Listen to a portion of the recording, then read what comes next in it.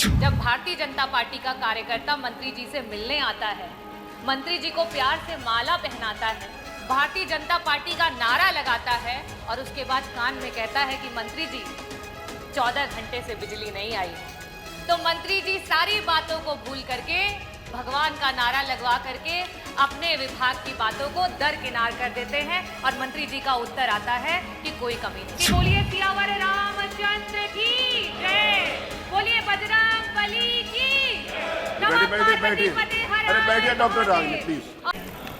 और हम जो है भरपूर उत्पादन कर रहे हैं, पूरे प्रदेश को 24 घंटे बिजली मिल रही है, किसान के पास कहीं कोई कमी नहीं है।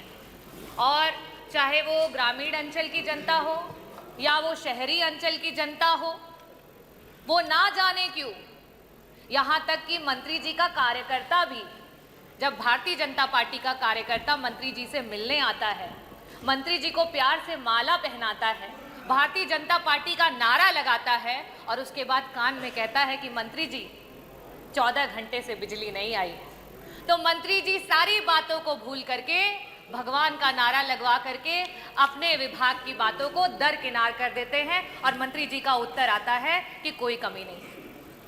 खैर, मैं मंत्री जी आपसे ये पूछना चाहूंगी कि अगर आपने ये जवाब दिया है कि सरकार का जो उत्पादन है और उसकी जो डिमांड है उसमें अगर कहीं पे भी कोई असमानता नहीं है, तो ये जो अघोषित कटौतियां हो रही हैं, ये जो अनौपचारिक कटौतियां हो रही हैं, ग्रामीण अंचल में 12-12 घंटे की कटौतियां हो रही हैं, शहरी जो इलाका है उसमें 4 से 6 घंटे की कटौतियां हो रही हैं, इसका क्या कारण है? मेरा दूसरा प्रश्न मंत्री जी आपसे ये है कि अगर आप ये कह रहे हैं कि उत्पादन आपने बहुत बढ़ा लिया है, ऐसी स्थिति में हम क्या समझें कि जो वितरण है उसमें कहीं कठिनाई आ रही है विभाग को? और अगर वितरण में आपको कठिनाई आ रही है तो इन 9 वर्षों की सरकार में आपने वितरण को ठीक करने के लिए क्या किया? कितने अधिकारियों पे कार्यवाही की? क्या बेटरमेंट लेकर के आए? मंत्री जी अभी कुछ दिन पहले जौनपुर में बदलापुर महोत्सव में आए थे, वहां पे उन्होंने मंच से बदलापुर में एक जो है उप केंद्र बनाने के लिए वहां से आपने आश्वासन दिया। उसी के बगल से मैं भी आती हूँ, मछली शहर से विधायक हूँ, हमारे बीच में अपना दल से बैठे हुए हैं डॉक्टर पटेल जी, वो भी विधायक हैं। सदल से बैठे हुए हैं डॉक्टर पटेल जी, वो भी विधायक हैं। सधीरनगंज और बंधवा में वहीं उसी जिले के हम दोनों हैं और वहां पे भी उप केंद्र की मांग को रखा गया, पावर का लॉस कह करके उसको ठुकरा दिया गया। मंत्री जी मैं आपसे पूछना चाहूंगी कि ये पावर लॉस का कारण क्या है, और अगर ये पावर का लॉस है तो इसके अंतर्गत कितने अधिकारियों पे आपके द्वारा कार्यवाही जो है की गई? और लास्ट में आपसे ये एक सवाल करना चाहूंगी कि आज प्राइवेटाइजेशन विभाग को बेचने की बात हो रही है। अडानी से इतने महंगे दर पे 5.383 पर यूनिट के रेट पे सरकार जो है 25 साल के लिए बिजली खरीदने जा रही है।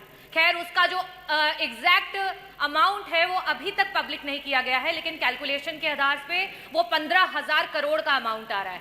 तो अगर आप 15,000 करोड़ का अमाउंट, खैर आप एक तरफ तो 10 जगह नारियल फोड़ करके आते हैं, शिलान्यास करके आते हैं, और जब आपके उसी शिलान्यासों से देखा जाता है कि आपने कितना उत्पादन बढ़ा लिया तो वहां कुछ भी दिखाई नहीं देता है। लास्ट का बस सवाल यही रहेगा मेरा आपसे कि मंत्री जी अडानी से जो इतना बड़ा अमाउंट साझा कर रहे हैं उसकी मार जनता को जो है वो कैसे झेल पाएगी? और मैं यहाँ सदन में बैठे सभी लोगों से एक बार कहूंगी कि बोलिए सियावर रामचंद्र की जय, बोलिए बजरंग बली की। अरे बैठिए डॉक्टर राज प्लीज। और मैं अध्यक्ष जी ये इसलिए कह रही हूँ कि जैसे भारतीय जनता पार्टी के कार्यकर्ता को इस तरीके से जयकारा लगा करके साइड कर दिया गया, आज उत्तर प्रदेश की जनता जवाब मांग रही है। मंत्री जी जवाब दें। धन्यवाद जी।